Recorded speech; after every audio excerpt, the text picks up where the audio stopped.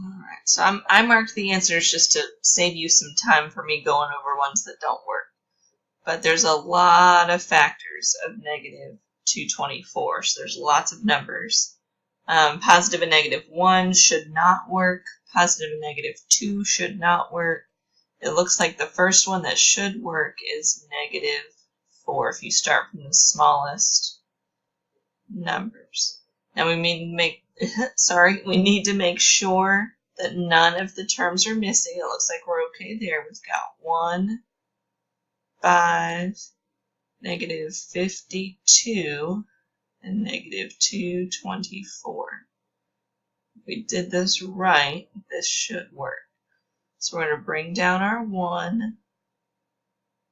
1 times negative 4 is negative 4. Add that with 5, we're going to get 1. 1 times negative 4 is negative 4.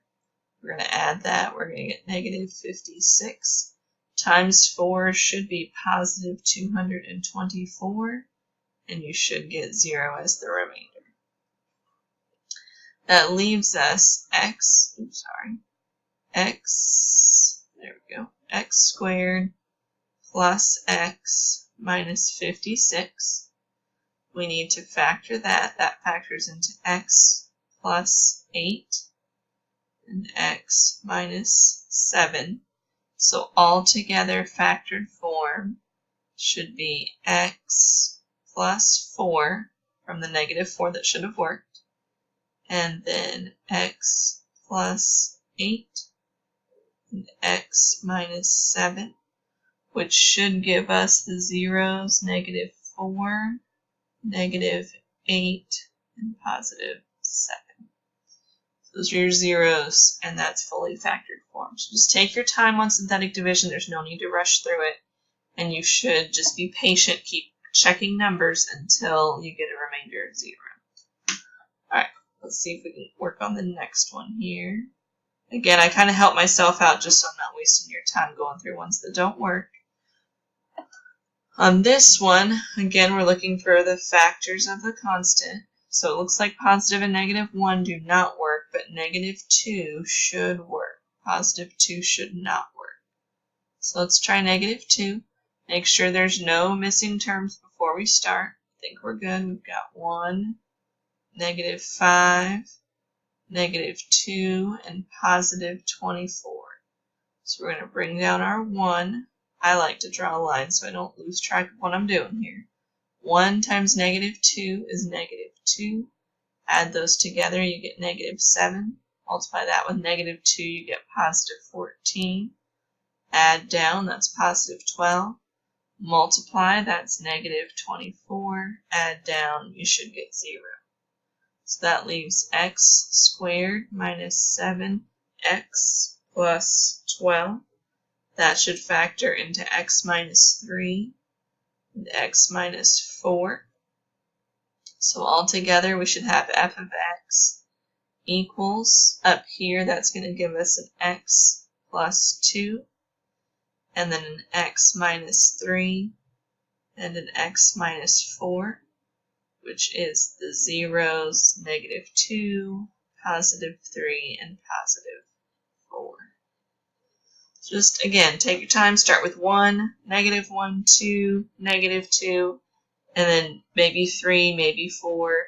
If you start small, the negative 2 should have been the first one that worked. But if you skipped it and you used 3, 3 should work, and then it should factor to give you the negative 2 and the positive 4. But I always say start with the smallest number to start your choosing. Alright, same idea, number 13. Let's see. We've got all the multiples of 7, which is just 1 or 7. So let's see. Looks like positive 1 should work, negative 1 should work, and negative 7 worked also. Let's start with positive 1.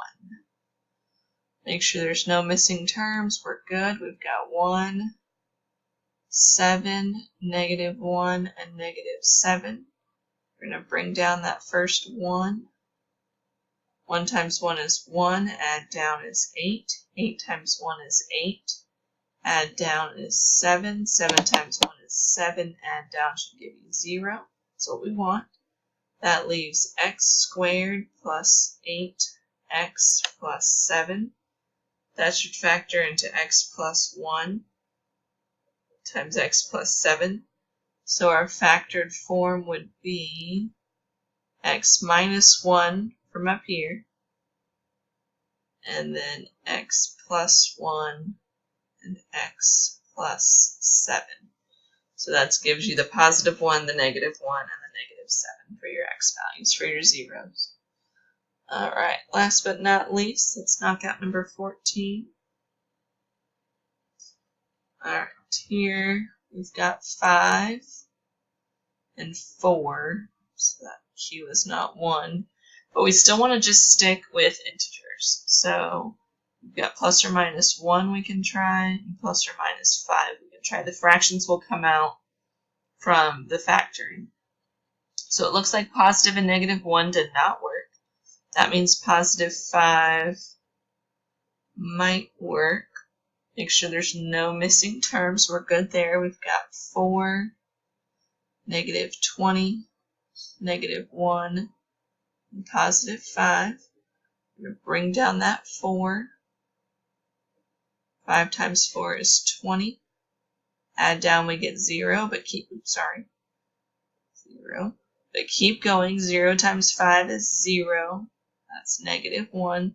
Negative 1 times 5 is negative 5, and you get 0. That's okay. That's 4x squared minus 1. That's a difference of squares, so it should factor into 2x plus 1 and 2x minus 1. So even if you're missing a term, it should still factor. And so, let me give myself some more space here. Let's see. There we go. Okay. So, let's go back to it. We've got the 5 that we used, so it should factor into x minus 5 as one factor, 2x plus 1, and 2x minus 1. So there's your 0 of 5. When you solve for x there, you should get negative 1/2, and when you solve for x there, you should get positive 1/2. Hopefully that helped. Just take your time on your synthetic. Keep everything lined up. Even if you get a 0, just keep going. And your last number should be a 0 before you move on to factoring.